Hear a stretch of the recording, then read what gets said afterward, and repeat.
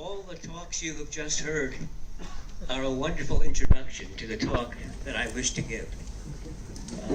It is by chance. I don't believe it was planned. No, please, I want the lights on. Lights. Keep one leg on, just No, keep them all on. Look, you can still read the words, right? And I can see your faces, and you can see me. Because after all, we are human-centered, not slide-centered.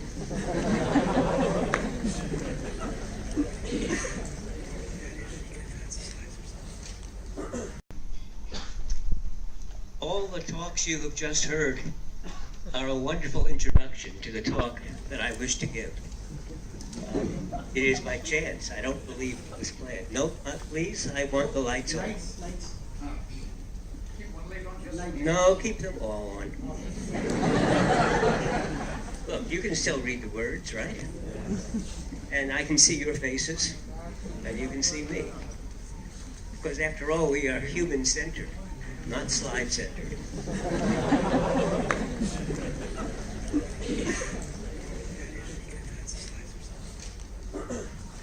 That's an iPhone. This is the Google competition. Beautiful pieces of industrial design. They're elegant, small, do many functions. This is what designers have aspired to do. Well, this costs 1,000 American dollars.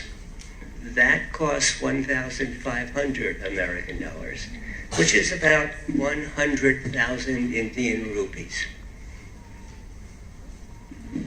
Is this what we are trying to do? Many years ago, a designer, Victor Papanek, many of you are too young to have heard of him or to have known him, but he wrote a book called Design for the Real World. And in it he said, there are many professions, but there are none as evil as industrial design. Because what industrial design is doing, that's not what he said, that's my memory of what he said, but I think it is a spirit, and you people, you can nod your head, yes. They agree that's what he meant. And why did he say that? Because what we do in industrial design is we produce this thing, which, do you know how it ruins the environment to mine the exotic minerals that are required to make this work? And then all the materials that have to be processed to come into this. And then the company Foxconn has 1 million employees to put these together. And then they sell it to us, and it only lasts maybe 2 or 3 years, and then we have to throw it away, which causes great environmental damage. And all the effort to build it and then discard it is ruining the planet. And what is the difference between one model, this one, and the next one, and the next one? Does it change our life? No. But they don't last any longer. The battery is not easily replaceable. Yes, you can replace it, but the average person cannot. Why are we doing this? So Victor Papanek said, let's stop. So, where are we going? What is the role of design today? And what should we be doing? Now, most designers actually are powerless to change the world. Most of designers, when they are employed, they either have a small consulting company, or they work for some large company, or they work in a university teaching. And if you work in a large company, very few designers are near the top of the company. Most of them are in the bottom or middle, and they have almost no say in what the company does.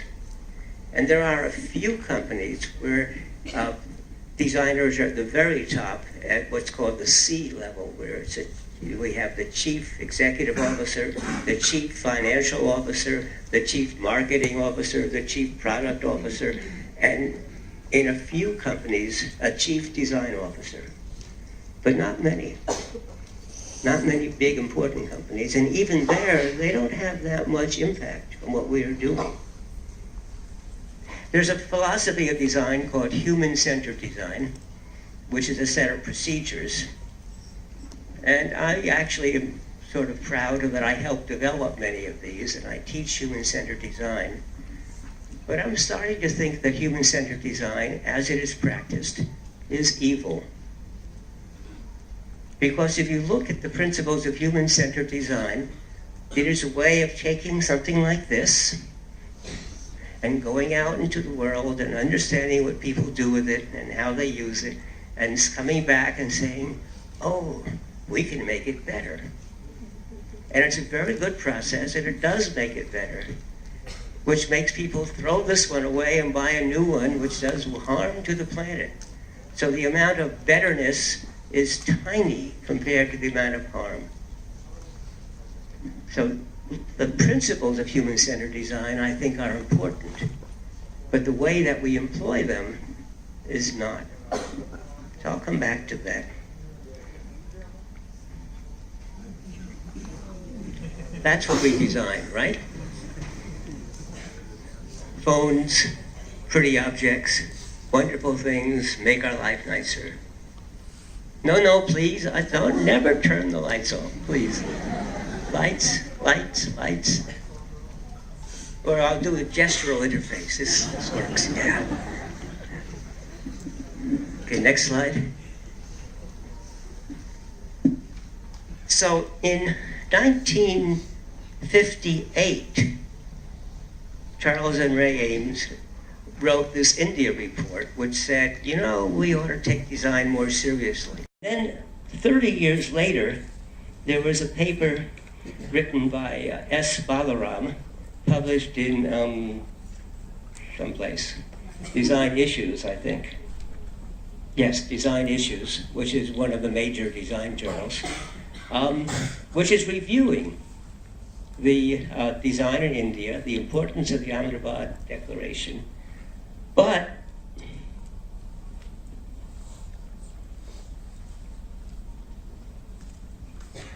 the conclusion was, well, actually, I'm going to hold off on the conclusion. First, let's look at what the statements are. Slide. So, oh no, I'm sorry, back up one. So this is there was the actual declaration, so I don't know how many of you have ever seen it. You've heard it talked about. It goes on and on and on and has about 100 declarations or so, which actually weakens it. It's really better if you have fewer. And so on the first page or two, there's 16, 17 statements. And I'm going to pick out 4, which I think are very powerful and very important. And I will read them to you even though they are here. 13. A conviction that design can be a powerful force for the improvement of the quality of life in the world. It said developing world, and I don't know why they restricted it to the developing world. I'd like to improve the quality of life over the entire world, so I've crossed out the word developing. So, once again, is this improving the quality of life in the world? I don't think so. Not as much as it's harming. Do we want this? Is it very valuable? Yes. But do we need a new one every year and every year and year and year and year? No. The 14th principle, it is a firm belief that designers must have a clear understanding of the values of their own societies and of what constitutes a standard of life for their own people. And that will be the theme of my talk. 2 more statements. That design in the developing world, why the developing world?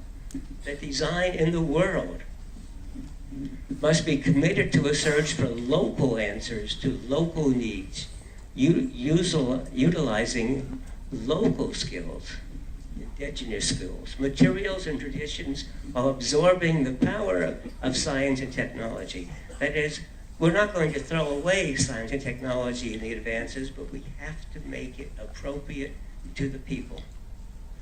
And the last one that I'm listing, that designers in every part of the world have to have a new value system.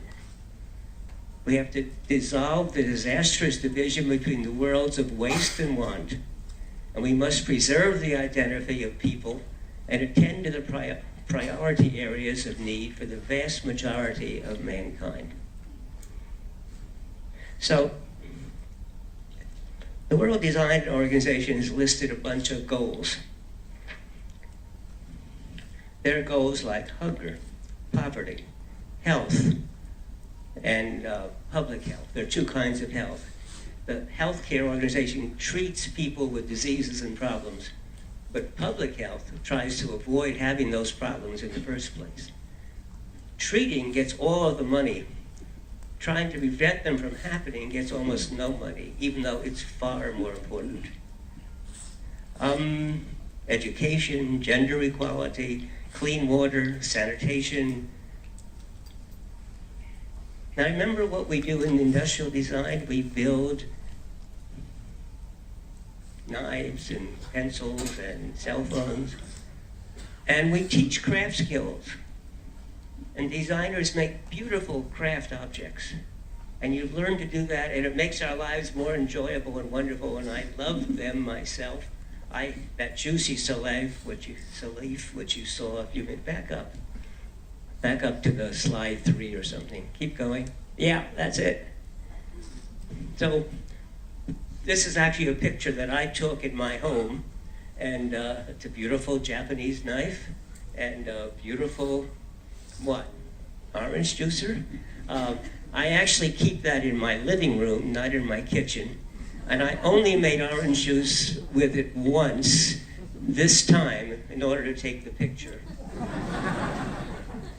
Because it really is not an object of design, in my opinion. It's an object of art. And we should not confuse art with design.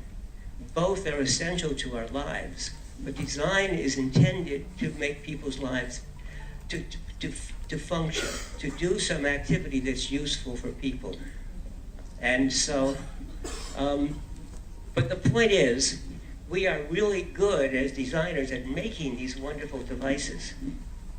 I'll go back, keep going, next, stop, back up, yeah. What do those skills have to do with solving these problems? You're a great craftsperson, and we are faced with homeless people all over the world. We are faced with hungry people all over the world. And not just in the underdeveloped countries, we have hungry people dying of hunger in the United States. All over the world it occurs. What do these craft skills do? But can't designers be working on this? Well, recently, in the United States, the National Cancer Institute, which is a government-run organization, and the Federal Communications Commission, which is in charge of telephone, internet, and so on, have asked us, with the University of Kentucky Cancer Center, and this is my UC San Diego Design Lab, which does people-centered design, and they cure cancer, to work on a problem in the eastern part of the United States, in a state called Kentucky. In the eastern part of the United States, there's a range of mountains that runs north and south, called the Appalachian Mountains. And the people who live in those mountains, they call that region Appalachia. Actually, they say Appalachia.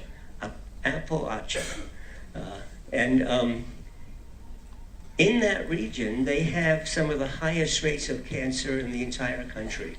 Highest rates of cancer, heart disease, and diabetes. And the Federal Communications Commission had done a study of internet accessibility in the United States.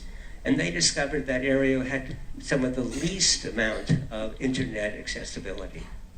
And so they said, well, see, the problem is the people live in the mountains, and they live on very narrow roads, which can be 10 or 20 kilometers long from the main highway. and they live in very small communities of maybe 10 or 15 people. And so they're quite isolated. And to get to good cancer care, the University of Kentucky's cancer care, which is not even on this map, this is just Appalachia, it can be 3 or 4 or 5 hours. And in the winter, they can't even do it, because when it snows, they can't travel. So the FCC said, well, let's put in good internet. And then they can do remote telemedicine. And we could also have people at home wear sensors or take measurements of their own condition and send them to the physicians in the cancer center. And that way we can treat it. A nice, simple solution. Well, you know, there's a famous American journalist who many years ago said, every complex problem has a simple solution. A solution that's neat, that's elegant, and is wrong. Because complex problems are, well, complex. And they are difficult to understand, and certainly there is no single thing that is a solution. So, we were asked to help. And what are we going to do? Why is it that we as designers are relevant? It's not at all clear. What are our skills as designers? Certainly, even though I work in my design lab, I have a number of people, of physicians from the medical school. I think I have 5 different people, faculty members from the medical school. And we also have people from many other departments in the university. But, you know, this is not a medical problem. It turns out these people are overweight. They drink a lot. Kentucky bourbon is a famous whiskey. And moonshine is even more famous. Moonshine is whiskey that people make by themselves. Usually it's against the law, but they do it. And they smoke a lot. So drinking and smoking and eating cheap, fast food, high in calories, low in energy. So they are overweight. And all of these are clear causes of cancer and heart disease and diabetes.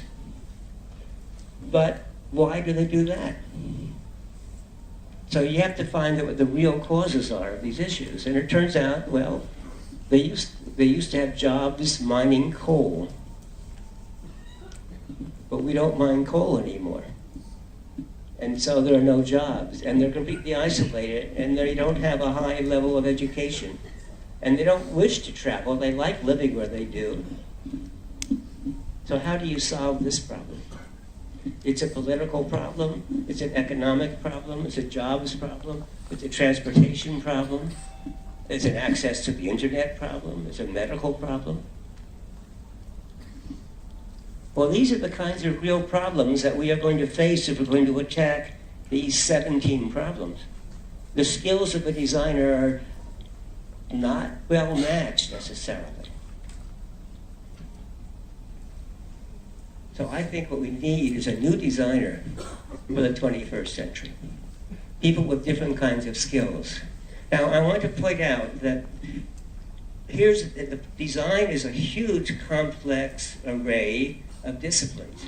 So is every discipline. If I say that I'm an engineer, and I am actually, if I say that I'm an engineer, that doesn't tell you very much. Because I don't know how many different kinds of engineers there are.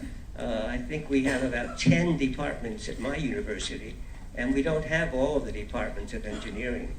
And even if I say, well, I'm an electrical engineer, which I am, I have my first 2 degrees are in electrical engineering, that doesn't tell you what kind of an electrical engineer, because in electrical engineering there are many, many subspecialties. And in any department in the university, there are people in the department who don't understand what other people in their very same department do. And so when we talk about designer, it's the same thing. There's a wide variety of different disciplines of design, and each of them have different skills. And when I'm saying we need a new kind of 21st century designer, I am not saying we should throw away the old design skills. But we should recognize that there there's a common underlying theme, which I'll talk about in a few minutes, to all of design. But then there are specialties, and the person in graphic design has to have a different specialty than the person in interaction design, than one in industrial design, from one in experience design, from one in, say, architecture, or product design, or societal needs. We don't cover societal needs very well. Next one. How do we do design today? Actually, back up one. India has a long history with Great Britain.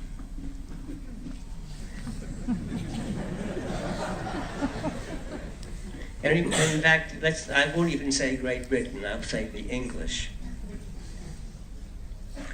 And the English, so let me give them all the benefit of the doubt. The English were well-meaning conquerors, and they came and they decided they owned India. And they thought that, well, India is populated by backward, ignorant people, and therefore we are the leaders of the world, and so we will train these people and teach them about bureaucracy and law and common decency. And so the British from afar came into a country they knew nothing about, and they told you what to do and how to live your lives. And you liked that, didn't you? It was enjoyable. Right. That's why there's a famous Gandhi Museum in this city. Isn't this what designers do? Isn't this what we teach people in human-centered design? We say, there's a problem in, I'll pick in your country, Kenya. And so we're going to send a bunch of design students to Kenya, and they're going to spend a whole month. And they're going to send out their anthropologists and design researchers and do ethnography and understand deeply the issues in Kenya. And then we will do we'll do some ideation, we'll write what we saw, and we'll go on to the Post-it notes, and we'll flip them around, and we will come up with, yes, now we understand the real issues that are here. And then we'll go through a set of ideation, and we'll come up with all these solutions. And then, of course, we'll go back to our home country, whether it's England, in Europe, or the United States, or Japan or Korea, and we will come up with a wonderful solution to the problem, and we'll tell people about it, and we will win prizes. And then we will go back to Kenya and install it. And one of two things happens. Either it doesn't work at all, or it works fine, and then it breaks and nobody can fix it. That's what designers do. How many design prizes do we give to student groups, or for that matter, IDEO.org groups that go off and spend a few months sometimes and solve the problem? So,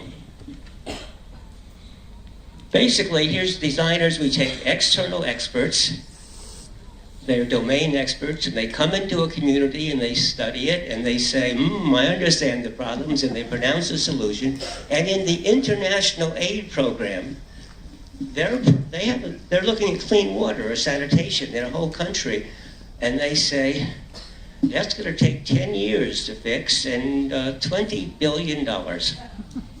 And they do it. That is to say, they spend the $20 billion and they take the 10 years. And there's no result. And we have spent hundreds of billions of dollars over many, many years, 20 or 30 years, with very little to show for it. The one thing that has resulted is that there's a whole new industry of people who write books saying why things have failed. My favorite book is The Tyranny of Experts. And what it says is this, and I think it's very important. Experts do know what they're talking about. Experts do see the problems, and they do understand. And when they come in and they say, here's what the issues are, here's what the solution is, they are correct, except that experts have general knowledge, and they're giving you a general solution, and they do not understand your culture, or I should say the culture they're talking to. They don't understand the culture. They don't understand the real resources that exist and the kinds of skills and facilities. And that is why they tend to fail.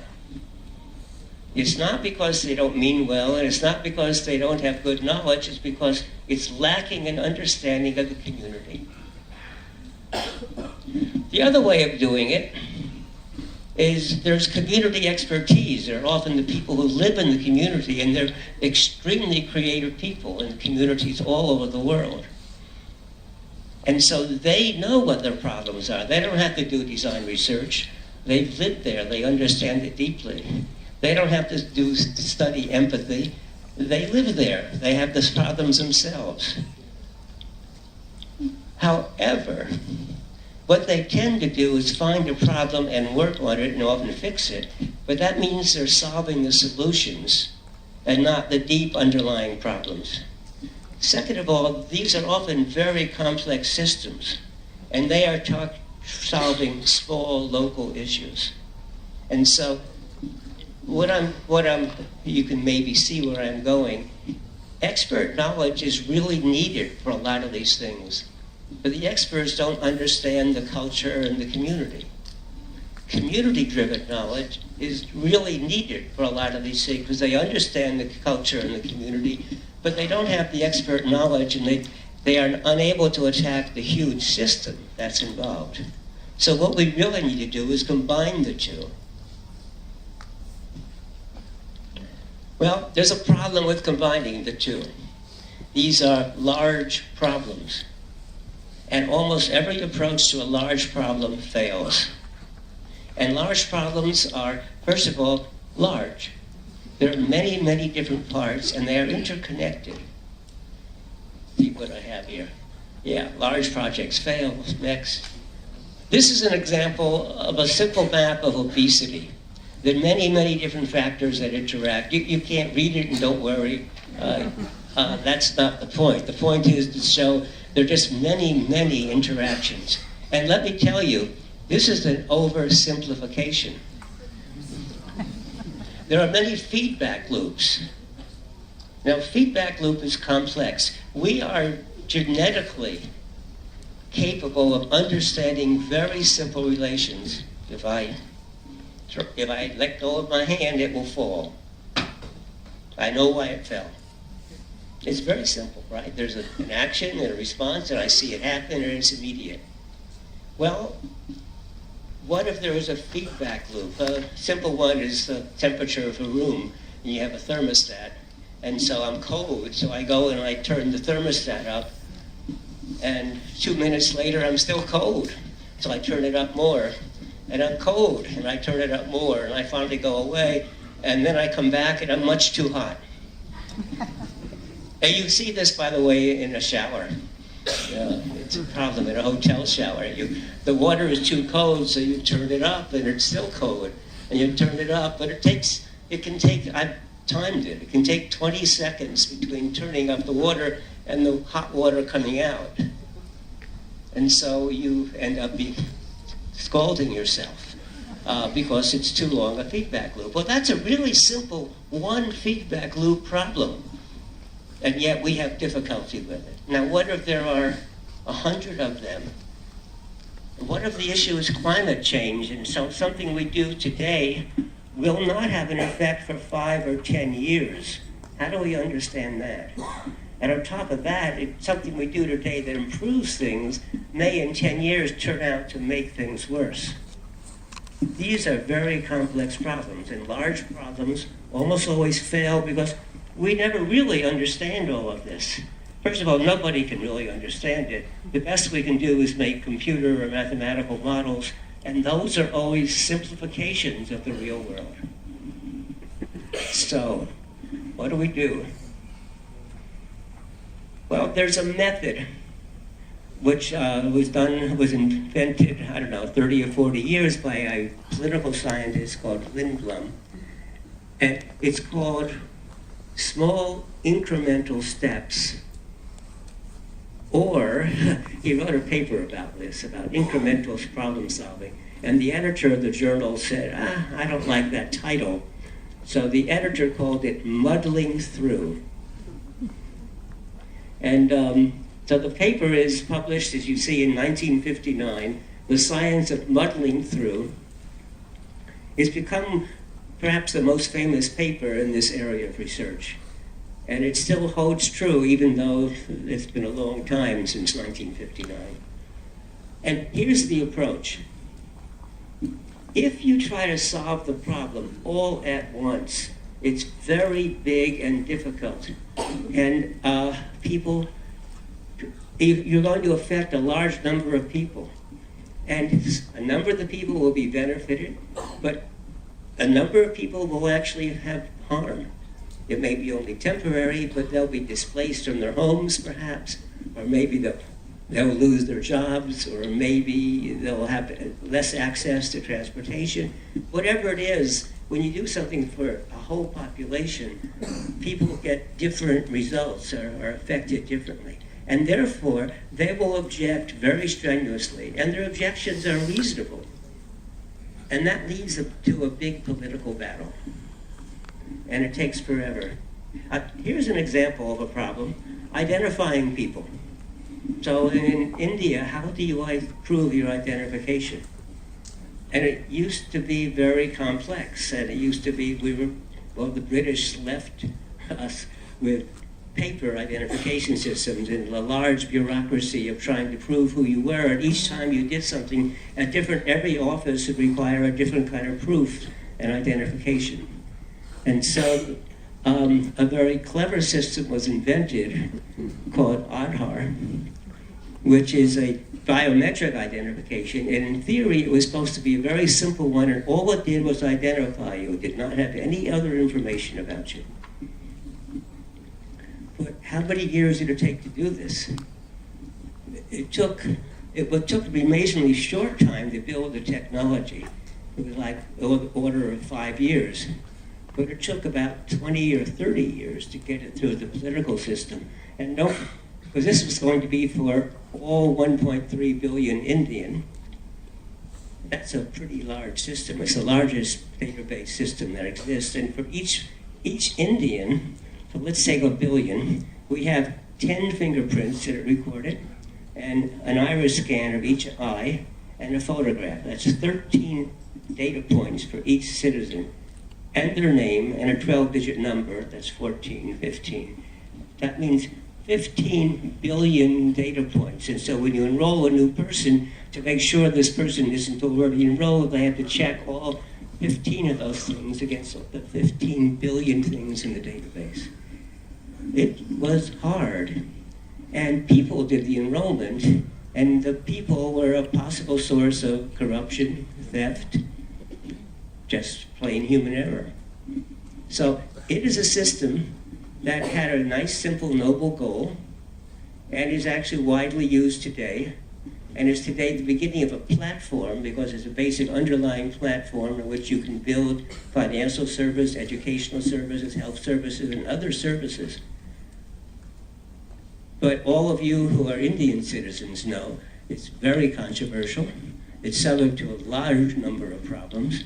There are people who think it's really improving and aiding India. There are people who feel it's leading to a society, well, the 1984 book is leading to a society where the government can continually spy and watch you and know everything about you and control your lives. It's also leading to a huge amount of corruption. There's roughly 1 million cases of corruption that have been shown. Now, 1 million cases of corruption sounds like a lot, but it's only, 1 million is only 1/1000th of a billion. And there used to always be corruption, and it's interesting, I've never seen a study that compares how it used to be with how it is today. But the point of my raising this is not to say this is the answer to problems. I'm trying to say that this was a well-intended attempt to help a country solve a very large, complex problem. And it's now 20 years or so into it, and we're still trying to understand it and decide whether it's even good or bad and what its real benefits are. Complex problems are hard. So what Lindblom said was, do it a little step at a time, and do it when there's an opportunity to do a small step, because if it's small, you don't get much opposition. And if it succeeds, that makes it easier to do the next step. And if it fails, well, it's a small thing, and so most people don't notice, and you don't get the newspapers screaming that, look, a whole waste of money. And so we should actually be like designers, because what we do in design, we certainly believe that we don't get it right, and so we believe in doing our small, we call it rapid prototyping. We can build something cheaply, quickly, test it, oh, that didn't work, let's modify it. We call these learning experiments. And so if we can do small incremental steps on these big problems, we can tread more gently instead of trying to do it quickly. And we might succeed. On top of that, in the 10 years it takes to do a program, the requirements have changed, the technology's changed, the needs change, and this allows us to be flexible. Whereas if we try to do it all at once, we're sort of stuck in a given direction. Now, there's a major flaw to this argument, and that's political will. Adhar is a good example. If they really did intend to start small, but if you start small and do a little bit, and then a little bit and a little bit, oops, the prime minister changed. And the new prime minister said, what's this nonsense? Not for me. That's from the old regime. I'm the new regime. Anything from the old regime is bad. And so there's a big attempt, when the political story tends to make you want to do it all as fast as you can, the whole thing at once, before the prime minister changes.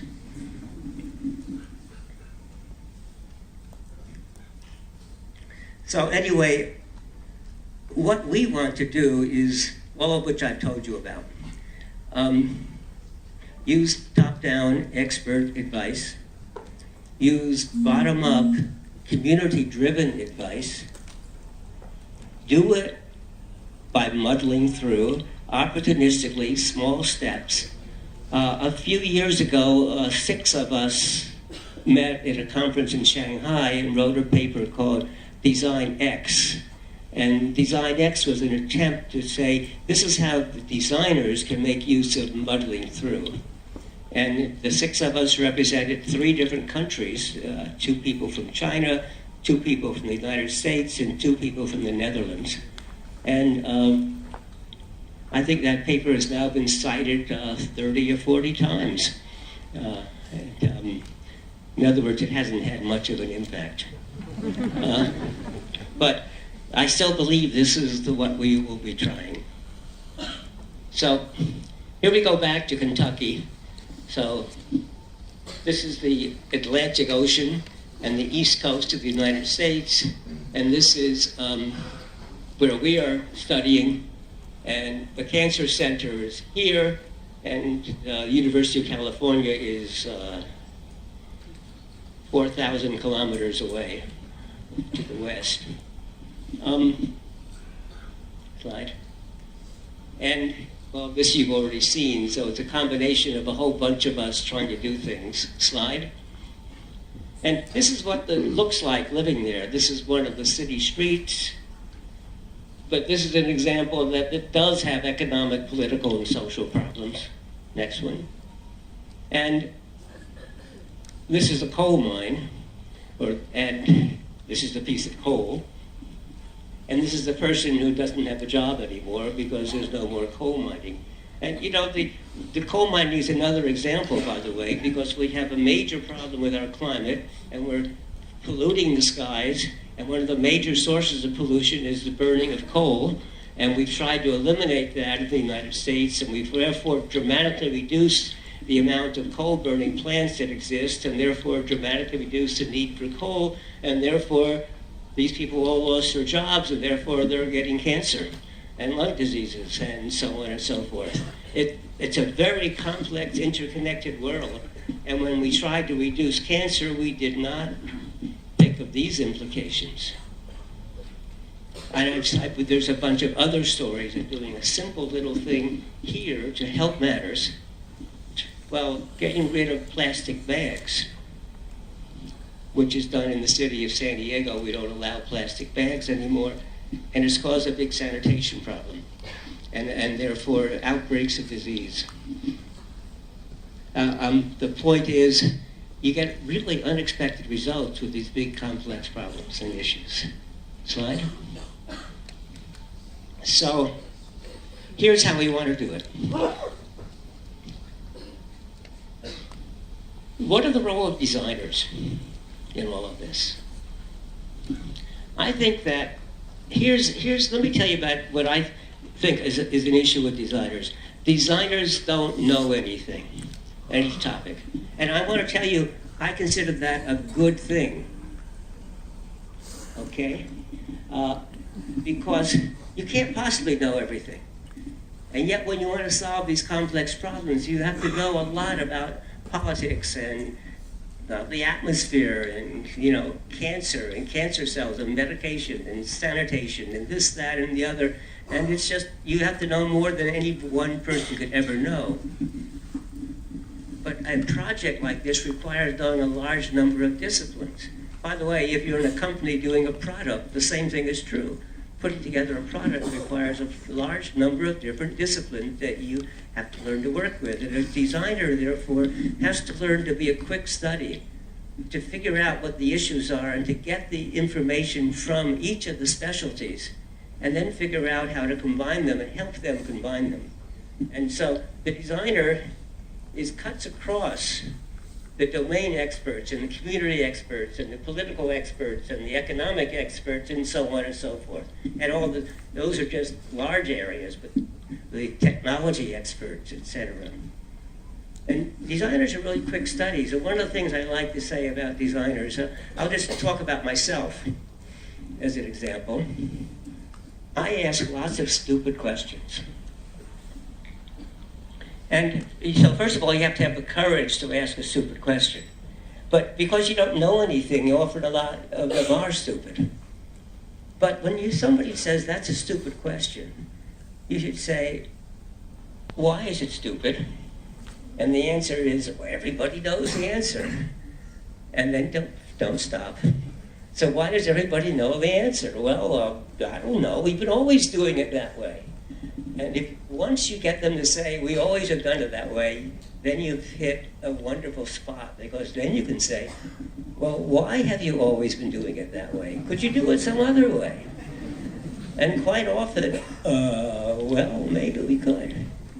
And asking of stupid questions is nice, because they're often about the fundamentals. And no one in the field ever questions the fundamentals.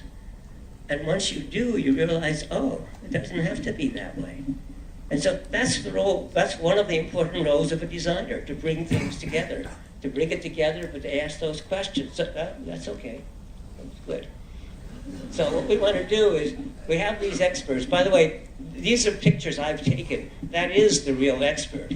He's one of the world's cancer specialists. He's a surgeon, and he actually does live in Kentucky, and he actually does work with the people that we're talking about, except he lives in Western Kentucky and has a deep education. And the other people, well, they're called hillbillies.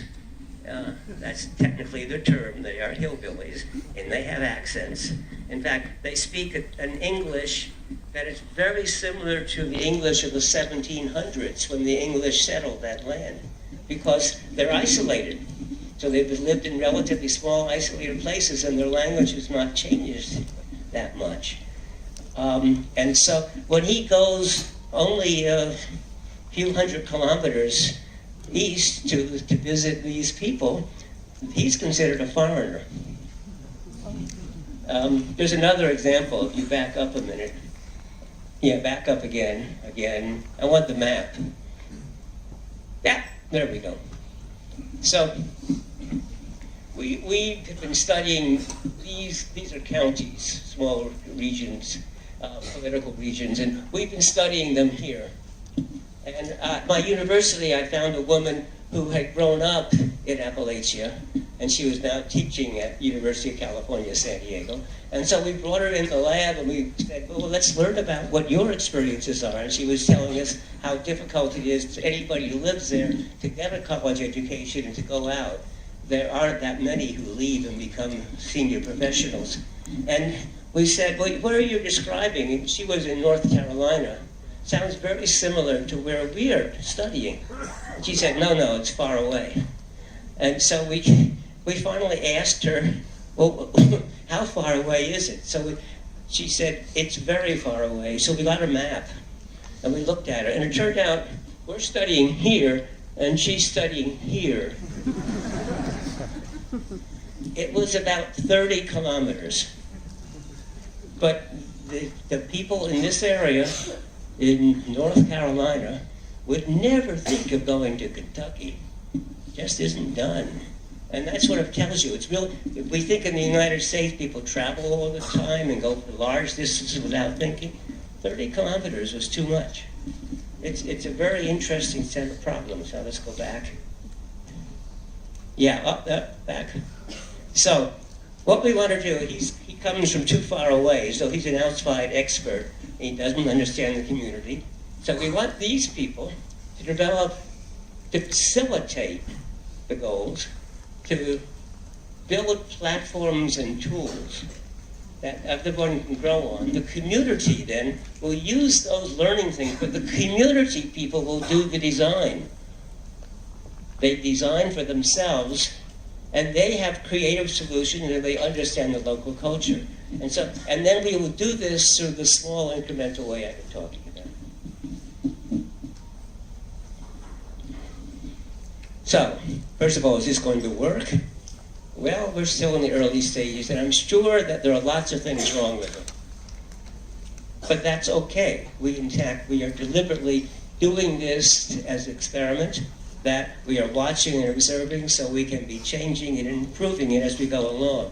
But it's really interesting if you listen to the previous speeches before mine about the need to address local culture and to deal with things by the people. In fact, I want to argue we don't want to do co-design. Because co-design, we still have the experts doing the design together with the community. That's better than without. But I would like to have design by the community, for the community, and that the design community are facilitators. And I remind you, there are 7.5 billion people on this planet. But we don't have enough designers to take care of all of them. So why not leverage the power of local communities? It is amazing how creative people are. If you go look around, people have done all sorts of clever little innovations. And that's what we wish to build on. So, to me, my mind, 21st century design is going to address complex societal issues. The focus will be on people. It employs human-centered design, which means we try to solve the real core issues. We focus on the people. We think of everything as a system. And we know we don't have the right answers, so we design so that we can iterate and change and modify. And let me comment about the focuses upon people, because we've talked a little bit about how the early impact of the Bauhaus. I am not a fan of the Bauhaus. The Bauhaus was indeed the start of the design profession, just like Aristotle was the start of the physics profession. But no physicist today pays any attention to what Aristotle said. And the Bauhaus has a wheel in which they represent all the different disciplines that the students will learn. And there are two things absent from that wheel. One of them is why? The usefulness, the utility of whatever it is you're building. And second is people. No discussion of people, no discussion of what people might do with these beautiful, wonderful objects that are being created. And so those are not present in my 21st century design. Okay, next. I think that's it. Yeah. Oh yes, before I stop, I want to point out, what I'm saying is not novel. There are lots of other people doing it, and in fact, it's very closely related to people-centered design, co-design, participatory design, community-driven design, patient-driven design, etc. It is closely related to these. And actually, my goal is therefore not to say, hey, we're different and novel and new, but rather to say, it's wonderful that there are many other groups doing similar things, and we really want to partner with those groups. And we're going to learn, and we're going to probably modify and end up with slightly different things, and it'll be better off. I'd like to think this is a revolution, but you can't do a revolution by yourself. You can only do a revolution with other people who also share those same values. And listening to the introduction before I gave my talk, it sounded like, well, this is just the perfect group, because those introductory remarks were exactly in line, different from what I'm saying, which is a good thing, but in line with them. And the reason I say the differences are important, because we learn more when we have different approaches and different sides than when we all agree.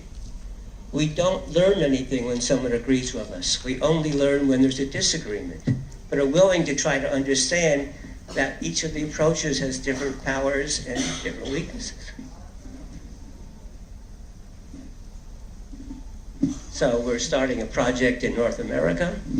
We're starting a project with the World Food Organization in Africa.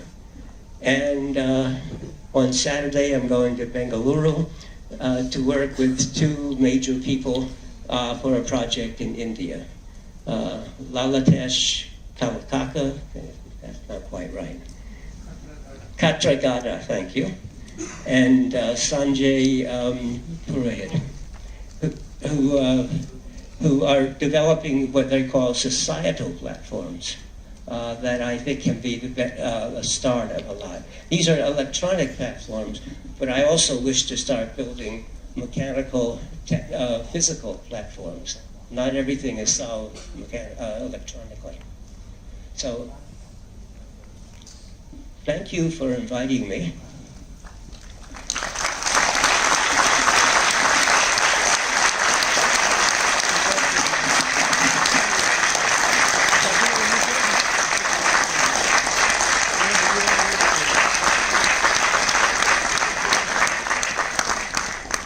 I am especially thrilled by the fact that the words that you have spoken just before me, and I hope after me, are focused on similar types of issues. And it is time to get away from, this is one piece that we make for everybody in the world. It doesn't matter what culture or what you do. All you have to have is a lot of money. Actually, there's one benefit that's happened, I've noticed, from these very expensive devices. There's lots and lots of companies who have started now to build inexpensive cell phones that do basically everything you need. And so, well, thank you, Apple and Google, for allowing these small companies to actually serve our real needs.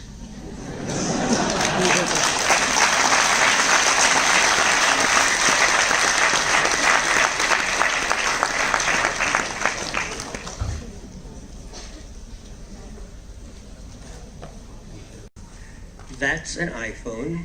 This is the Google competition. Beautiful pieces of industrial design. They're elegant, small, do many functions. This is what designers have aspired to do. Well, this costs 1,000 American dollars. That costs 1,500 American dollars, which is about 100,000 Indian rupees. Is this what we are trying to do? Many years ago, a designer, Victor Papanek, many of you are too young to have heard of him or to have known him, but he wrote a book called Design for the Real World. And in it he said, there are many professions, but there are none as evil as industrial design. Because what industrial design is doing, that's not what he said, that's my memory of what he said, but I think it is a spirit, and you people, you can nod your head, yes. They agree that's what he meant. And why did he say that? Because what we do in industrial design is we produce this thing, which, you know how it ruins the environment to mine the exotic minerals that are required to make this work? And then all the materials that has to be processed to come into this? And then the company Foxconn has 1 million employees to put these together. And then they sell it to us, and it only lasts maybe 2 or 3 years, and then we have to throw it away, which causes great environmental damage. And all the effort to build it and then discard it is ruining the planet. And what is the difference between one model, this one, and the next one, and the next one? Does it change our life? No. But they don't last any longer. The battery is not easily replaceable. Yes, you can replace it, but the average person cannot. Why are we doing this? So Viktor Pakpanev said, let's stop. So, where are we going? What is the role of design today? And what should we be doing? Now, most designers actually are powerless to change the world. Most of designers, when they are employed, they either have a small consulting company, or they work for some large company, or they work in a university teaching. And if you work in a large company, very few designers are near the top of the company. Most of them are in the bottom or middle, and they have almost no say in what the company does. And there are a few companies where designers are at the very top at what's called the C level, where we have the chief executive officer, the chief financial officer, the chief marketing officer, the chief product officer, and in a few companies, a chief design officer. But not many. Not many big, important companies. And even there, they don't have that much impact on what we are doing. There's a philosophy of design called human-centered design, which is a set of procedures. And I actually am sort of proud that I helped develop many of these, and I teach human-centered design. But I'm starting to think that human-centered design, as it is practiced, is evil. Because if you look at the principles of human-centered design, it is a way of taking something like this and going out into the world and understanding what people do with it and how they use it, and coming back and saying, oh, we can make it better. And it's a very good process, and it does make it better, which makes people throw this one away and buy a new one, which does harm to the planet. So the amount of betterness is tiny compared to the amount of harm.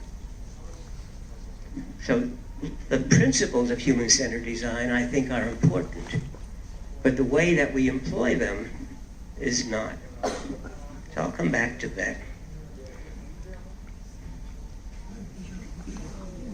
That's what we design, right? Phones, pretty objects, wonderful things, make our life nicer. No, please, I don't never turn the lights off, please. Lights, lights, lights. Or I'll do a gestural interface. This works, yeah. Okay, next slide. So in 1958, Charles and Ray Ames wrote this India report, which said, you know, we ought to take design more seriously.